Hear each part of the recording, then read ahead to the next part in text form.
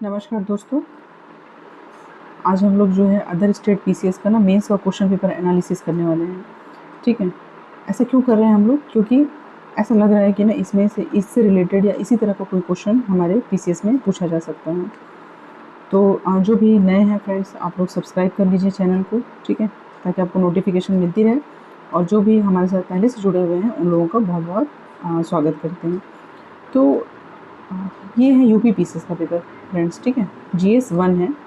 और सरसरी निगाह हम लोग थोड़ा सा एक बार इसमें दौड़ा देते हैं, ताकि जब भी हम रिवाइज़ करें, अभी हम हिस्ट्री, ज्योग्राफी, पॉलिटी सारी चीज़ें रिवाइज़ करेंगे, तो अभी के क्या मुद्दे हैं।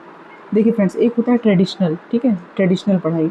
ट्रेडिशनल में ये होता है कि जो हमारी बुक्स है उसके हिसाब से पढ़ना, और एक होता है उसको करंट से जोड़ के पढ़ना। और अभी का जो ट्रेंड है, लास्ट ईयर का सीजीपीएससी का जो ट्रेंड था वो इसी तरह का था कि थोड़ा सा करंट से जोड़ते हुए पूछा गया था क्वेश्चन।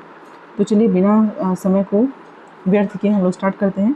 देखिए, पहला क्वेश्चन हिस्ट्री से रिलेटेड है। हिस्ट्री से रिलेटेड है कि मौर्य काल में कला एवं प्रौद्योगिकी के विकास पर एक संक्षिप्त टिप्पणी लिखिए। मौर्य काल आप लोग लिख लीजिए अपने कॉपी में। मौर्य काल से एक क्वेश्चन आना तय है। मौर्य काल से एक क्वेश्चन आना तय है।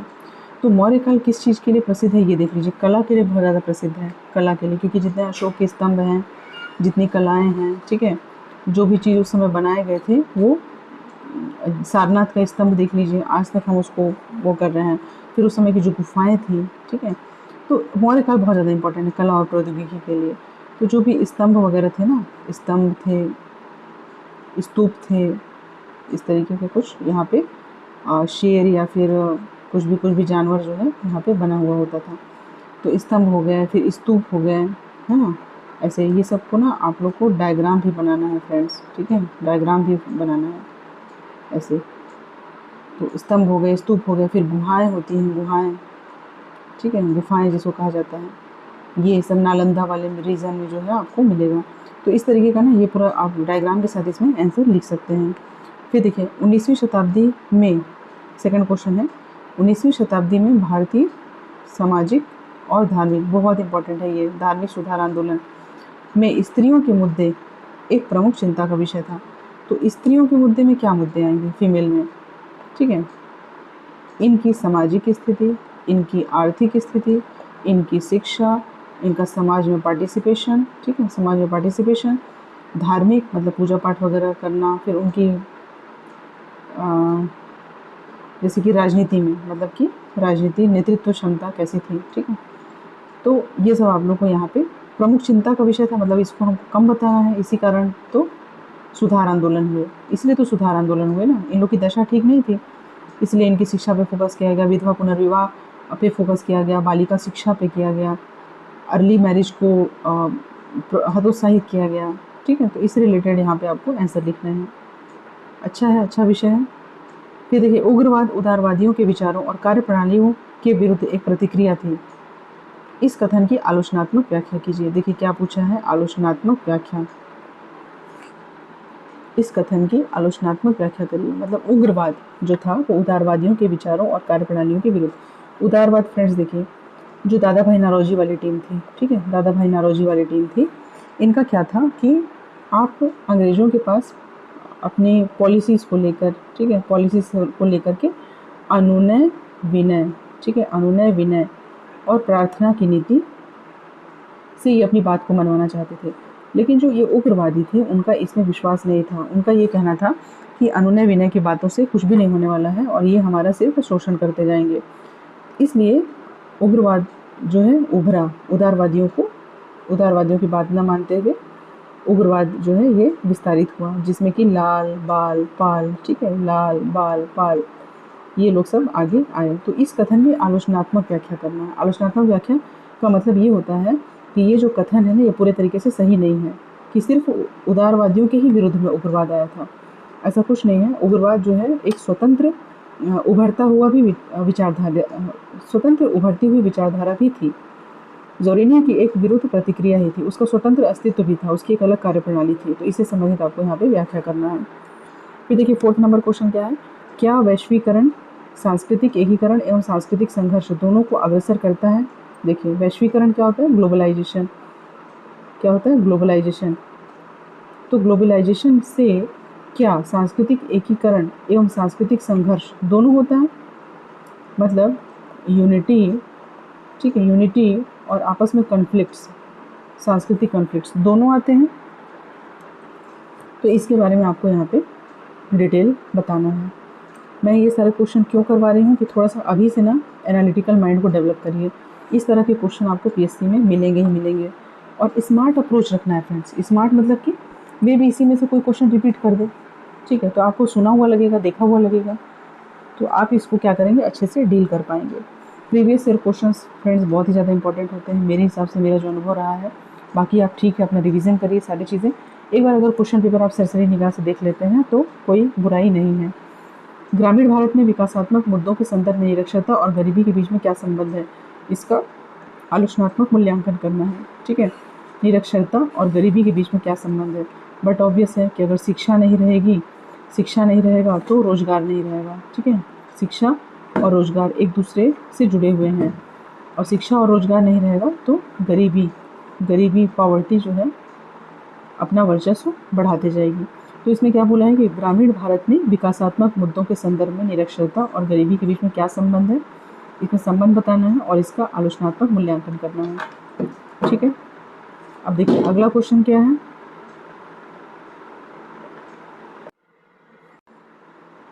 ठीक है फ्रेंड्स, अगला देखिए क्या है। आधुनिक भारत में क्षेत्रवाद चुनौती और अवसर दोनों हैं। ये आप लोग लिख लीजिए, इससे रिलेटेड एक क्वेश्चन आना ही आना है, क्षेत्रवाद। क्योंकि क्षेत्रवाद इतना ज़्यादा हावी हो चुका है ना फ्रेंड्स, इंडिया का जो साउथ वाला पोर्शन है, ठीक है, इसके जितने भी रीजन हैं, चाहे वो तमिलनाडु है, कर्नाटक है, सॉरी कर्नाटक इधर है ना, आंध्र प्रदेश है, इधर देखिए क्षेत्रीयता जो है ना, क्षेत्रवाद, बहुत ही ज़्यादा छोटे छोटे दल हैं, वो अपने लोकल हितों, स्थानीय हितों को लेकर के हमेशा संघर्ष में रहते हैं। और ये चीज़ें जो होती हैं वो नेशनल यूनिटी के लिए कभी कभी घातक हो जाती है, ठीक है। तो चुनौती भी है और अवसर कैसे है, अवसर मतलब ये क्वेश्चन तो इतना अच्छा क्वेश्चन है ना, मैं इस पर पूरा मतलब एक बहुत ही अच्छा लेक्चर ले सकती हूँ, ठीक है, बहुत ही अच्छा, क्योंकि इसके सकारात्मक पॉइंट्स और इसके नकारात्मक पॉइंट्स दोनों हैं।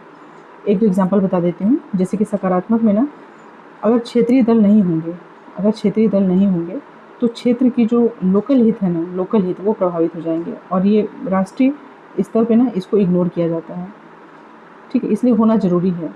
अगर क्षेत्रवाद होता है तो ये एक तरह से ज़रूरी भी है। दूसरी चीज़ ये क्या है, ये नेशनल लेवल पे ना थोड़ा प्रेशर डालते हैं, तो प्रेशर डालने से ना जो हमेशा मान लीजिए गलत चीज़ें हैं डोमिनेट नहीं कर पाता, लोकल हितों को भी ध्यान में रखना पड़ता है। तो एक तरह से ठीक ही है कि सभी मतलब जो फेडरलिज्म का कंसेप्ट है ना फ्रेंड्स, कि राज्यों के भी हित को ध्यान में रखा जाए। और नेगेटिव क्या है देखिए, फिर ये एकता, आपकी यूनिटी ये डिस्टर्ब हो जाती है, और सांप्रदायिकता, लोकल हित ज़्यादा हावी हो जाते हैं, ऐसे में राष्ट्रीय हित जो है प्रभावित होता है। तो इस तरीके से क्षेत्रवाद की चुनौती और अवसर को स्पष्ट किया जा सकता है। फिर भारत में हिम नदों की प्रकृति में विभिन्नताओं की समीक्षा कीजिए। Examine the variations in the nature of glaciers in India. ये आपका ज्योग्राफी का टॉपिक है, और हिम नदों की प्रकृति बतानी है कि हिम नदों की क्या क्या नेचर क्या होता है उसका, ठीक है, नेचर बताना है पहले ग्लेशियर्स का, और फिर उसमें वेरिएशंस क्या क्या है उसकी समीक्षा करनी है। फिर भारत में मैंग्रोव और प्रवाल भित्ति समुद्री संसाधन प्रबंधन में किस प्रकार से योगदान देते हैं ये बताना है। भारत में मैंग्रोव और प्रवाल भित्ति, ठीक है, आपको पता है साउथ इंडिया वाले रीजन में देख लीजिए, ठीक है, मैंग्रोव वाला इधर आपका जो हमारे अंडमान निकोबार से लक्षद्वीप हैं, ठीक है, तो मैंग्रोव इधर भी हैं, इधर उड़ीसा वाले रीजन में है, सब इधर गुजरात वाले में है, ठीक है। तो भारत में मैंग्रोव और प्रवाल भित्ति समुद्री संसाधन प्रबंधन में किस प्रकार योगदान देते हैं। बहुत ही ज़्यादा प्रबंधन है, इसका तो पूरा बताने स्टार्ट करेंगे तो इतना सारा चीज़ है कि अभी हम लोग क्वेश्चन पेपर कर रहे हैं। महेश बर्नवाल की बुक है फ्रेंड्स, महेश बर्नवाल सर की किताब है, इसमें बहुत ही अच्छे से डिस्क्राइब किया हुआ है ज्योग्राफी का। फिर देखिए चीनी भारत सीमा विवाद का उद्भव, विस्तार और निहितार्थ, यह आ गया आपका IR का क्वेश्चन, ठीक है। तो भारत चीन सीमा विवाद, उद्भव, विस्तार और निहितार्थ का परीक्षण करिए। चाइना के साथ हमारे किस तरह के रिलेशन है, हिस्ट्री से स्टार्ट करना पड़ेगा, हिस्टोरिकली कैसा था, फिर वर्तमान में कैसा है, और भविष्य में क्या संभावनाएं हैं। इन तीनों पॉइंट्स को लेकर के हम चलेंगे तो चीन के साथ हम बता पाएंगे। ठीक है, फिर है मानसून की उत्पत्ति, बहुत important, may be as it is ये क्वेश्चन आ जाए। क्यों? क्योंकि एल नीनो चल रहा है अभी, आप देख रहे हैं कि पूरा इंडिया, ठीक है, पूरा जो इंडिया है वो क्या कर रहा है, गर्मी से तप रहा है। ठीक है, इसका कारण क्या है? एल नीनो है। तो एल नीनो पहले तो आपको पूरा पता होना चाहिए कि मानसून में, मानसून वाला पढ़ लीजिए, फिर एल नीनो और ला नीना क्या होते हैं। जब भी एल नीनो आएगा तो गर्मी आएगा, सूखा आएगा, और जब भी ला नीना आएगा तो ठंडी आएगी, बारिश आएगा। ठीक है, ये आप लोग दिमाग में बैठा लीजिए, और इसका कंसेप्ट और एल नीनो का प्रभाव कैसा होता है ये आप देख लेंगे। फिर खंड ब में आते हैं, खंड ब। ठीक है, इसमें देखिए, स्वतंत्रता पश्चात भारत के एकीकरण में सरदार पटेल की भूमिका का आलोचनात्मक विश्लेषण करिए। ठीक है, कि ऐसा नहीं है कि एकीकरण में सिर्फ सरदार पटेल जी की भूमिका थी, थोड़ा सा ऐसा बताना पड़ेगा। भूमिका तो थी, ये तो आपको पूरा देखिए, पूरा आंसर पॉजिटिव रहेगा, पूरा आंसर क्या रहता है? पॉजिटिव रहता है, लेकिन लास्ट में थोड़ा सा आलोचनात्मक, कि ऐसा नहीं है कि सिर्फ पटेल जी की भूमिका थी, अन्य लोगों की भी भूमिका थी। ठीक है, ऐसा करके आलोचनात्मक विश्लेषण कर सकते हैं। फिर देखिए, 1857 से 1947 के कालखंड में भारत के इतिहास में अत्यधिक परिवर्तन का काल था। परिवर्तन का काल तो था ही, तो परिवर्तन कितने प्रकार के हो सकते हैं? सामाजिक परिवर्तन क्या हुए, आर्थिक परिवर्तन क्या हुए, राजनीतिक परिवर्तन क्या हुए, भाषाई परिवर्तन क्या हुए, ठीक है, कल्चरल क्या हुआ चेंजेस, ऐसे करके इसको पूरा बताया जा सकता है। जर्मनी का एकीकरण नहीं है आपके सिलेबस में। ठीक है, नगरीकरण से संबद्ध सामाजिक आर्थिक समस्याओं की विवेचना करिए, ये तो आप बहुत अच्छे से बता सकते हैं कि नगर में क्या क्या समस्या होती है। नगरीकरण से संबंधित सामाजिक आर्थिक समस्याओं, जैसे कि स्लम का निर्माण हो जा रहा है। ठीक है, इन लोगों को सुविधा अच्छी नहीं मिल रही है, एजुकेशन, हेल्थ, और देखिए अच्छे अच्छे शहरों में ना बहुत जगह पे स्लम बन जाते हैं, और वहाँ पे रहने वाले लोगों की जो क्वालिटी ऑफ लाइफ होता है ना, वो डिस्टर्ब हो जाता है। फिर पेयजल की सुविधा, इंफ्रास्ट्रक्चर, मतलब वही एफ वाला फंडा जो मैंने बताया है, फंड्स, फैसिलिटीज़, फंक्शनरीज़। ठीक है, ये सारा चीज़ उसमें ऐड कर देंगे, इंफ्रास्ट्रक्चर तो आ जाएगा।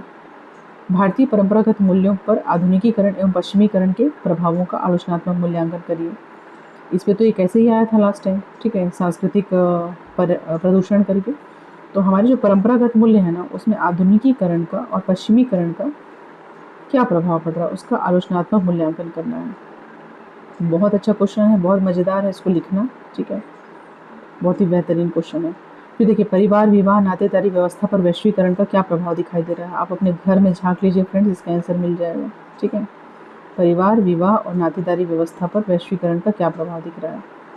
परिवार, एक घर, ठीक है, उसमें माता पिता, बच्चे, ठीक है, और इनके दादा दादी, यही परिवार है।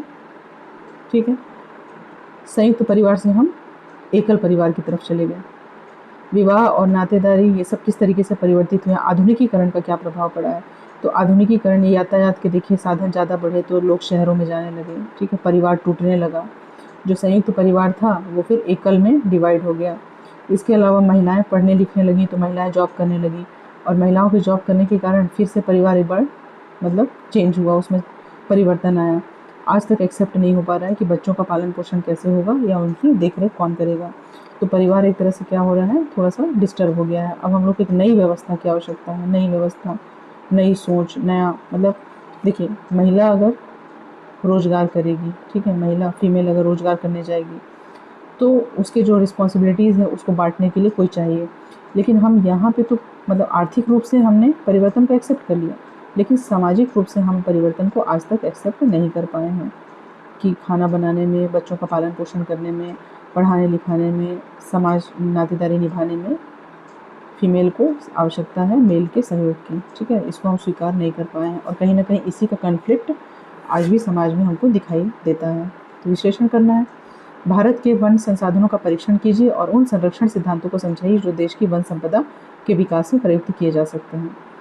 शरणार्थियों एवं घुसपैठियों में भेद कीजिए, बहुत शानदार क्वेश्चन। ठीक है, शरणार्थी क्या होते हैं और घुसपैठिए क्या होते हैं? घुसपैठिए जबरन घुस गए हैं, और शरणार्थी जिनको हमने शरण दिया है, जैसे कि तिब्बत के शरणार्थियों को हमने मैन पार्ट में क्या किया, शरण दिया। वो हमारे लिए प्रॉब्लम क्रिएट नहीं करते, वो हमारे एसेट हैं। लेकिन घुसपैठिए उसमें भेद करना है। फिर शरणार्थियों की सुरक्षा और सहायता के लिए भारत सरकार ने कौन कौन से कदम उठाए हैं? इसके बारे में बताएं, मतलब उनके हेल्थ के लिए, उनके एजुकेशन के लिए, उनके रोज़गार के लिए, एम्प्लॉयमेंट के लिए हम सब क्या कर रहे हैं, ठीक है, ये सब के बारे में बताना है। फिर भारत का महाद्वीपीय मग्न तट खनिज और ऊर्जा का भंडार है, उपयुक्त उदाहरणों के साथ इस कथन का आलोचनात्मक परीक्षण करिए। महाद्वीपीय मग्न तट जैसे कि ना बॉम्बे हाई हो गया, ठीक है, आप जानते हैं इधर वाला जो बॉम्बे हाई है, यहाँ पे क्या है, खूब खनिज और ऊर्जा का भंडार है। तो उपयुक्त उदाहरणों के साथ इसका आलोचनात्मक परीक्षण करना है कि भारत का महाद्वीपीय मग्न तट जो है वो खनिज और ऊर्जा का कावेरी बेसिन हो गया, देखिए फ्रेंड्स, है ना, महानदी कावेरी बेसिन हो गया, और बॉम्बे हाई हो गया, ये सब क्या है, खनिज के भंडार हैं, बताना है। सीमांत और सीमाओं में अंतर स्पष्ट कीजिए और भारत उपमहाद्वीप से उपयुक्त उदाहरण देते हुए सीमाओं और प्रकारों पर विस्तृत विवरण प्रस्तुत करिए। तो इस तरीके से देखिए ये GS 1 का पेपर था, ठीक है। मैंने सिर्फ एक ट्रायल के लिए देखा और मुझे ये बहुत ही ज़्यादा मतलब फ्रूटफुल लगा। तो फ्रेंड्स, अगर आप चाहते हैं कि मैं बाकी सारी क्वेश्चन पेपर का भी एनालिसिस करके आपको बताऊं और ये बताऊं कि किस किस तरह के क्वेश्चन आए हैं, उसमें अप्रोच कैसा रखना चाहिए, तो आप लोग मैसेज करिएगा, कमेंट करिएगा। अगर आप लोग को पसंद आएगा तो ही मैं इसे कंप्लीट कराऊंगी। अगर मुझे मतलब आप लोग कहेंगे कि हाँ ये फ्रूटफुल है, ठीक है, कुछ इससे लाभ हो सकता है, ऐसे क्वेश्चन रिपीट हो सकते हैं, तो मैं इसको पूरा कंप्लीट करा दूंगी 1 से 7 पेपर जितने भी होते हैं स्टेट का छोड़ के। और अगर आप लोग इसमें इंटरेस्टेड हैं तो अदरवाइज़ ठीक है, हमारा जैसे चल रहा था वैसे सेशन चलता रहेगा। ऐसे का मैंने बता ही दिया है कि अदर स्टेट PCS में और UPSC में कैसे क्वेश्चन आए थे। क्वेश्चन पेपर एनालिसिस करते रहना बहुत आवश्यक है, तभी हम अपने कमियों को देख पाते हैं और थोड़ा सा ब्रॉड होता है माइंड। अभी एग्ज़ाम के पहले अगर आप थोड़ा थोड़ा भी देखा हुआ, समझा हुआ, पढ़ा हुआ देख के जाएंगे ना, और वहाँ पे सेम क्वेश्चन मिलेगा तो आपको थोड़ा सा अच्छा लगेगा फ्रेंड्स। तो ठीक है, बताइएगा आप कैसा करना है, इसको कंटिन्यू करना है या नहीं करना है, और कमेंट करके बिल्कुल बताइएगा। तो देखने के लिए धन्यवाद फ्रेंड्स, और जो नए हैं वो सब्सक्राइब कर दीजिए चैनल को। रुकना